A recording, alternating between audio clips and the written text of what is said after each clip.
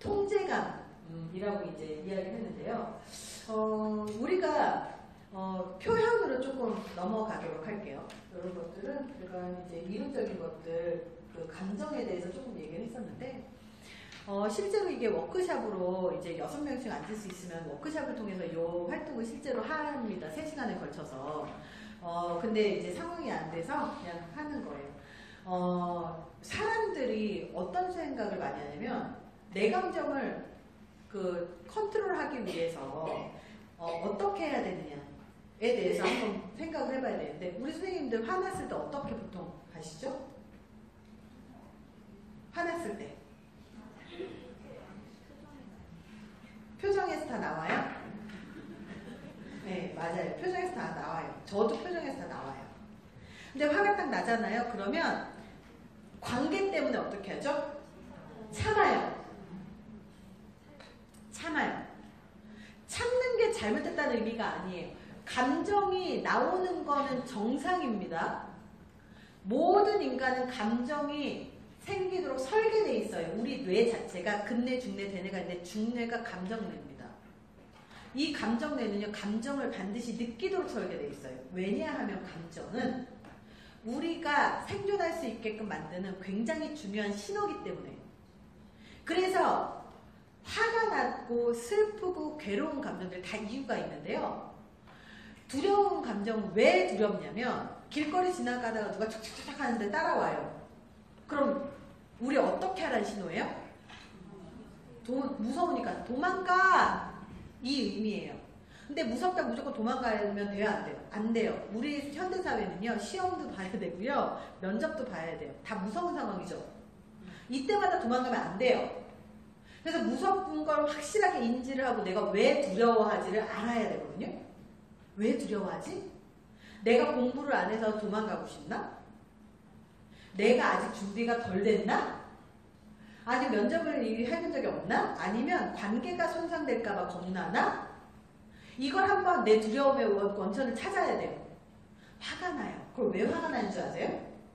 화가 나면 아드레날린이 솟습니다. 주먹이 딱 날리고 싶어져요.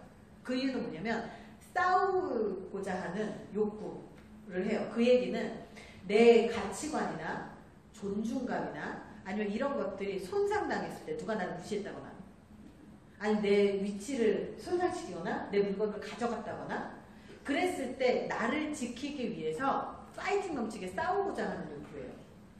그래서 싸워야 하는데 언제나 싸울 수 있어요? 옛날에 원시시대는요, 이 분노가 일어서 아드레날린이 솟아야 싸움에서 전쟁도 이길 수 있었어요. 막 그 화가 나면 막 진짜 괴력이 생기잖아요. 근데 현대사회는 그렇게 하면 안 되죠. 왜냐면 이성적으로 판단하고 관계가 좋아야 돼요. 화가 나더라도 화가 난 걸 다 표현하면 안 되죠. 느끼는 것과 표현하는 건 분리가 돼야 돼요. 근데 느끼는 건 어쩔 수가 없어요. 본능이에요. 슬플 때 있죠. 언제 슬퍼요? 이별할 때, 상실됐을 때, 상실감이에요. 그래서 부모님이 돌아가시거나 애인하고 헤어졌거나 남편하고 이혼을 했거나 그러면 상실감 때문에 슬퍼요. 우울감까지 와요. 심해진 경우. 그러면 울어야 돼요. 울으라고 해요. 정말 눈물 나잖아. 울으세요. 왜냐하면 정서심리학에는 뭐라고 나오냐면 이 눈물, 이 슬픔의 기능은 없다고 얘기합니다. 기능은 없으나 울어야 몸이 안 아프다고 얘기해요. 추정하건대 눈물을 통해서 몸에 독소가 빠져나오는 게 아닌가 추정을 합니다. 울으라고요. 그럼 기쁨은 뭐예요? 만족감이에요. 이 기쁨은요, 즐겁고 호기심이 생기잖아요. 그러면 어떻게 되는지 아세요? 도파민이 나와요. 행복해요. 그래서 동기부여에서 이 즐거움을 느끼는 건 되게 중요하거든요. 근데 되게 싫은 일을 할 때도 싫어하지 않고 좋아하려고 노력하는 것도 감정 조절이거든요. 그래서 계속해서 이 일에 동기를 잃지 않는 것, 자기만 할 수 있는 역할입니다. 그래서 이 감정이라는 게 관리를 안 하면 되게 안 되는 게 뭐냐면, 감정을 이해를 해야 되는 게 뭐냐면, 보시면 아시겠지만 여기 중에서 긍정적인 감정이 두 가지가 있어요. 즐거움과 흥미. 혹시 우리 지금까지 살면서 행복했었던 기억 있으세요? 떠올리는 뭐가 떠오르세요? 가장 많이 떠오르세요. 남편과의 삶에서, 남편과의 관계에서 행복했었던 기억 있습니까? 잊어버리셨죠? 정상입니다. 원래 즐거운 감정은요, 시간이 지나면서 사라져요. 만족했기 때문에 본능에서는 안전해 이 메시지를 주거든요. 그래서 금방 사라집니다. 근데 인생은요, 80%의 즐거운 감정에 한 10%, 20%의 부정적인 감정을 느끼거든요. 근데 90%의 그 감정이 나의 생명을 위협한다고 몸이 느끼기 때문에 기억을 하는 거예요. 근데 보시면 아시겠지만 분노 어떻게 돼요? 시간이 지나도요, 분노는 관리하지 않고 유지가 돼요. 고통도 유지가 돼요. 공포 어때요? 올라가요. 그 얘기는 뭐냐면 공포, 놀라운 두려운 감정인데 두려움에 대해서 방치하면 공포증까지 가요. 그래서 애들이 시험 불안 같은 거 있죠.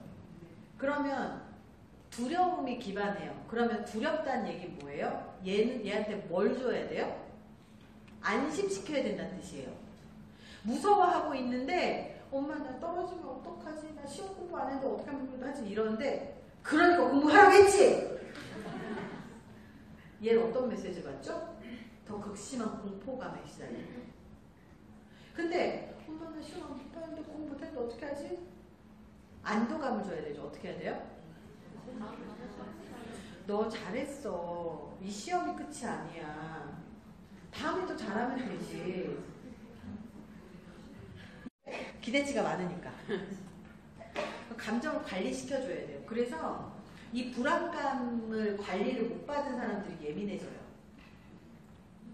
굉장히 예민해집니다.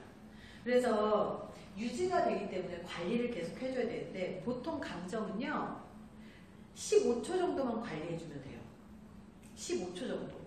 그래서 분노가 막 올라왔을 때 막 올라오잖아요. 그러면 이유가 뭐가 됐는지 우리 다 알아요. 막 올라왔을 때 딱 15초 정도를 참아야 돼요. 15초. 일단 참아야 돼요. 왜 참아야 되냐면 이 뇌의 문제예요. 감정이 막 올라오면 이 전두엽으로 가는 사고 판단 기능이 딱 끊겨요.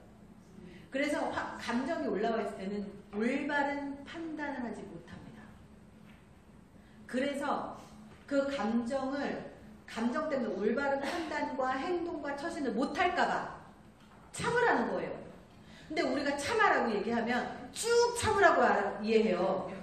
그래서 한 번 참는 게 아니고 쭉 참아요. 10년간. 돼요? 안 돼요? 안 돼요. 잠깐 참고 생각해야 돼요. 내가 지금 왜 화났지? 화난 건 분명히 이유가 있는데 상대방이 나를 무시해서 화가 났나? 내가 최선을 다했는데 일이 잘못돼서 화가 났나? 아니면 저 사람이 정말 이 말 때문에 화가 났나? 이거를 확인을 해야 돼요. 이 15초가 지나고 나서 내가 좀 가라앉고 나면 왜 화가 났는지 점검을 해야 된다는 뜻이에요. 우리가 제일 찝찝할 때가 언제예요? 막 싸우고 나서 싸움이 딱 끝나는데 딱 뒤로 돌아왔는데 아까 그 말 할 걸. 진짜 짜증나죠? 화나서 막 할 때는 해야 될 말을 잘 못한다는 얘기예요. 근데 15초 딱 기다렸다가 생각을 쭉 해봐요. 근데 그만해. 네가 그렇게 더 하면 나 더 화날 것 같아. 일단 멈춰야 되죠. 상대방을 멈추는 방법 몇 가지가 있습니다. 한 가지는요, 그 사람의 감정 상태를 얘기해 주는 거예요. 너 지금 화 되게 많이 난 것 같아. 그러면요, 자기가 화났다고 느끼지 않은 상태에서 화를 내는 사람들이 많거든요. 그래서 이렇게 깜짝 놀래요. 내가 화 안 났는데? 이렇게 얘기해요. 그럼 그때 자각을 시켜준 거예요.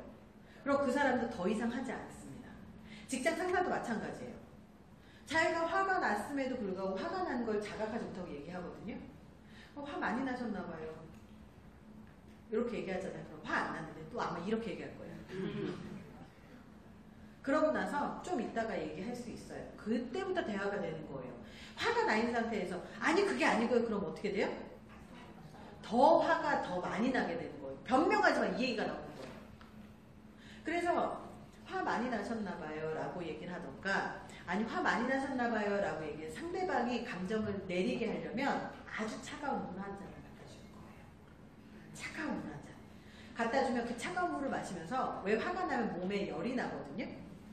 차가운 물을 마시면 몸이 촥 차가워지면서 감정도 탁 식어요. 근데 그냥 냅두면 다시 열이 올라옵니다. 왜냐면 이 항상성 효과 때문이에요. 그래서 차가운 물로 착 내리고 나서 바로 미지근한 물을 주는 거예요. 그래서 그 미지근한 물을 먹으면서 이 신체 온도가 36.5도에 맞춰지잖아요. 그럼 그때는 진정을 합니다. 상대방이. 어머님들 만날 때도 그렇게 하시면 돼요. 그래서 그렇게 하시면 되고요. 내가 만약에 화가 났어요. 그러면 내가 지금 화가 좀 많이 났으니까 좀 이따 얘기해 라든지 차가운 물을 마신다든지 15초간은 바깥에 나가가지고 잠깐 있다 온다든지 이런 식으로 하면 잠깐 멈출 수가 있습니다. 그리고 나서 잠깐 갔다 와서 감정이 내려오는 순간부터 생각을 하는 거예요. 내가 뭐가 문제가 있지? 내가 뭐 때문에 화가 났지? 그리고 나서 이 얘기는 반드시 해야 되겠다. 여기에서 해야 되겠다. 이 상황에서만 얘기할 수 있는 게 있거든요. 가가지고 얘기하는 거예요. 제가 이거는 잘못한 거는 맞는데 이거를 말씀하시는 과정에서 이렇게 말씀을 하시면 제가 무시받는 것 같아서 좀 속상해요. 라고 얘기할 수 있거든요. 그렇게 이야기를 하고 그리고 나서 관계를 설정을 하는 거예요. 이 대화를 통해서. 그렇게 표현하라고 하는 겁니다. 무조건 표현하라고 했더니 너 그때 왜 그랬어? 나 너한테 그때 되게 서운했어. 이 표현이 아니에요. 지금 있는 상황에서 잠깐 멈추고 내가 그 상황에서 해야 될 말을 하는 거예요. 과거에 비슷한 상황은 여기에서 다시 생기거든요. 옛날에 너 왜 그랬어? 이 얘기할 필요 없어요. 그 비슷한 상황이 다시 생기면요. 그 얘기하는 거예요. 그래서 어떤 상황에서 내가 제일 화가 났지 상황을 떠올려서 저 같은 경우는 처음에 연습할 때 글로 적었어요. 이럴 땐 이렇게 얘기해야지. 글로 적어놓고 그 상황이 딱 되면요. 그때 뭐라고 했더라. 글로 적어놓은 게 있는데. 그러고 나서 그 상황이 되면 그 생각을 해서 연습하는 거예요. 말을 하려고. 처음부터 막 되지 않아요. 그래서 그렇게 연습을 좀 많이 했습니다. 일단 멈추고 난 다음에 이야기를 하는 게 되게 중요하고요.